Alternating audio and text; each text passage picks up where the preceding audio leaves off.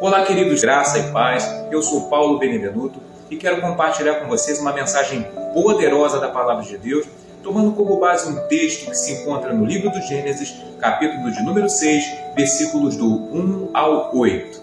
Essa é uma mensagem que vai nos fazer refletir acerca da fragilidade humana diante do poder devastador do pecado e também a compreender que em tempos de corrupção generalizada, o único refúgio seguro que nós temos é nos apegarmos com todas as nossas forças à graça de Deus. Este é um dos textos mais desafiadores, controversos e até polêmicos que nós podemos encontrar nas Sagradas Escrituras. Através dele, nós podemos extrair muitas informações relevantes, contudo, há 3 verdades fundamentais que nós não podemos deixar de considerar para lidar com esse cenário decadente e imoral no meio do qual nós estamos vivendo. E a primeira verdade fundamental é que, em tempos de corrupção generalizada, o maior alvo do inimigo sempre será a nossa identidade. Nos versículos de número 1, 2, 4 e 5, Moisés relata que os filhos de Deus cederam aos atrativos das filhas dos homens e entraram numa relação de julgo desigual com elas, passando assim a viver uma vida distante do propósito divino, uma vida de crueldade, maldade e opressão. Como filhos de Deus, salvos em Cristo Jesus, a nossa identidade sempre será alvo dos ataques do inimigo.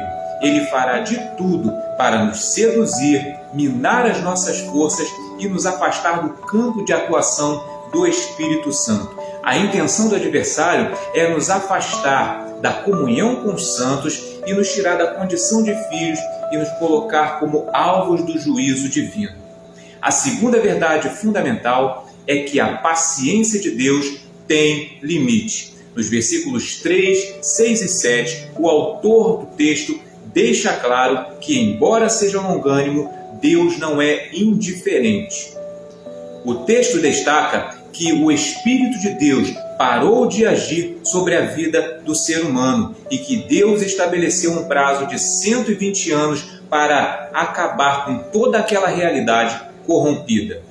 Em um cenário de extrema corrupção como o que nós vivemos, Deus sempre dará em Cristo Jesus uma oportunidade para o arrependimento. Contudo, o seu juízo será inevitavelmente certo sobre a vida daqueles que persistirem no caminho da perdição. E a última verdade fundamental é que, em tempos de corrupção generalizada, nós precisamos nos apegar com todas as nossas forças à graça de Deus. O versículo de número 8 dessa passagem destaca que, embora o cenário fosse decadente, degradante e de um fim iminente, havia um porém. Porém, Noé achou graça diante do Senhor.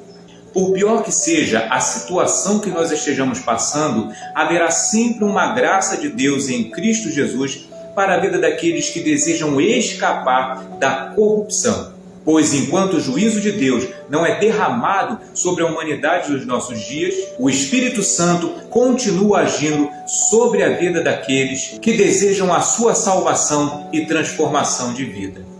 E assim como relata o evangelista em Mateus 24, do 37 ao 39, a metáfora, assim como foi nos dias de Noé, ilustra um período de grande indiferença espiritual que precederia a segunda vinda do Senhor, ressaltando a necessidade de vigilância e preparo espiritual.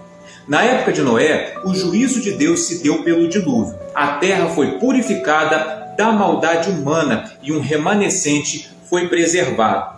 Em nossos dias, o juízo se dará pela consumação dos séculos, onde toda a realidade será purificada da maldade e os que foram alcançados pela graça de Deus, mediante a fé em Jesus Cristo, serão preservados no poder transformador do Espírito Santo.